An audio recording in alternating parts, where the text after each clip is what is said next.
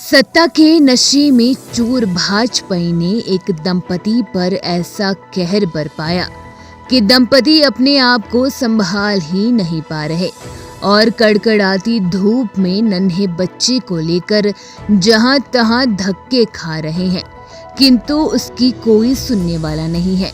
यहां तक पौंटा पुलिस से भी उस दंपति को दुत्कार ही मिली।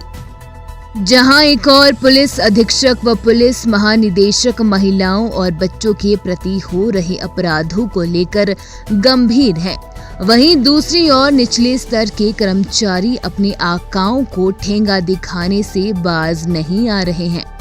इधर सत्ता चीनों की दखल अंदाजी कहीं न कहीं अपराधों को जन्म दे रही है। मामला कई दिन बाद मीडिया के सामने आया है, जब शासन, प्रशासन व पुलिस की कार्यशैली से क्षुब्ध दंपति मीडिया के समक्ष आकर अपना दुखड़ा रोया।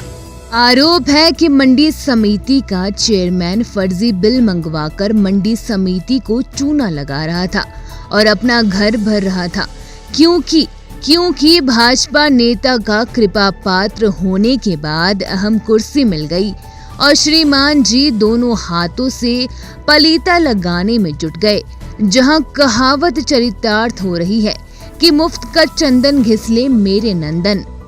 दरअसल बात ये निकलकर सामने आई है कि चेयरमैन के पद पर आसीन व्यक्ति कैंटीन वाले से बिल ले जाते रहे और फर्जी बिल बनाकर पास करवाकर पूरा का पूरा अमला भ्रष्टाचार में लिप्त था।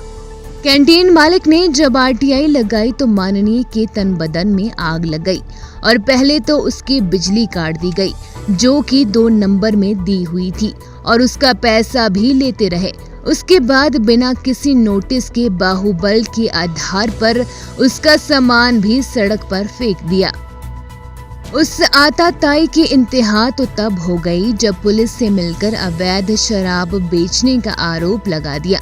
प्राथमिकी में पुलिस ने दिखाया है कि युवक शराब बेच रहा था, किंतु जब मीडिया के सामने सीसीटीवी फुटेज रखे तो पता चला कि पुलिस कार्यवाही के 12 से 13 मिनट बाद युवक अपनी दुकान पर पहुंचा।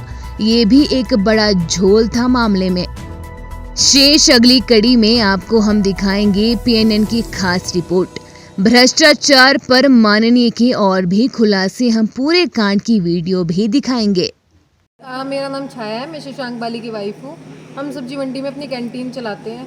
अभी कुछ दिन पहले से काफ़ी ज़्यादा हमें प्रॉब्लम्स आ रही हैं रिगार्डिंग यहाँ पे केस बनाया गया शराब का कि मेरे हस्बैंड यहाँ पे शराब बेच रहे थे, बल्कि वो यहाँ पे मौजूद भी नहीं थे। और पिछले कल हमारे यहाँ से हमारा सामान बाहर निकाल दिया विदाउट इंटीमेशन। और मैंने खुद चेयरमैन साहब को व्हाट्सएप पे मैसेज किया कि सर आपने विदाउट इंटीमेशन हमारा सामान बाहर क्यों निकाला है, तो वो कह रहे हैं कि रखवा देंगे, सामान रखवा देंगे। नहीं थे कल मैंने उनकी गाड़ी नॉक करी और उनको बोला कि सर चाबी दो। हमारा गाड़ी की चाबी भी अंदर है अभी, और बाकी हमारा जो दूसरी दुकान है उसकी चाबी भी अंदर है। तो उन्होंने कहा कि हम चाबी दे रहे हैं। वो लगातार झूठ बोल रहे हैं। मैं व्हाट्सएप पे उनको मैसेज करती हूँ कि सर आपने हमें इंटीमेशन तक नहीं दी है, बहुत मिसबिहेवियर है। हम डिपेंडेंट है कैंटीन के ऊपर, हमारी पूरी फैमिली डिपेंडेंट है। अब ऐसे उन्होंने सामान निकाल दिया। एक तो सर सबकी रेपुटेशन होती है, अगर ये पॉलिटिक्स में है, इनकी अच्छी रेपो, तो हम लोगों की भी सेल्फ रिस्पेक्ट है। यही है हमें, अगर इन्होंने हमसे कैंटीन खाली करानी थी, हमें इंटीमेशन देनी चाहिए थी ताकि हम अपना कुछ और रोजगार का अवसर ढूंढें। बहुत ज़्यादा समस्या हो रही है, हमारा सारा सामान बाहर पड़ा हुआ है, वो ख़राब हो जाए। इन्होंने पहले हमारी बिजली काट दी, उसके बाद में हमारा पानी बंद कर दिया। सर विदाउट बिजली और पानी कोई भी नहीं रह सकता है। हमने कुछ जनरेटर अपना बोरो किया और हम उसी पे अपना सब कुछ वो कर रहे थे। अब हम सर पूरी फैमिली डिपेंडेंट है, इसके ऊपर हम क्या करें?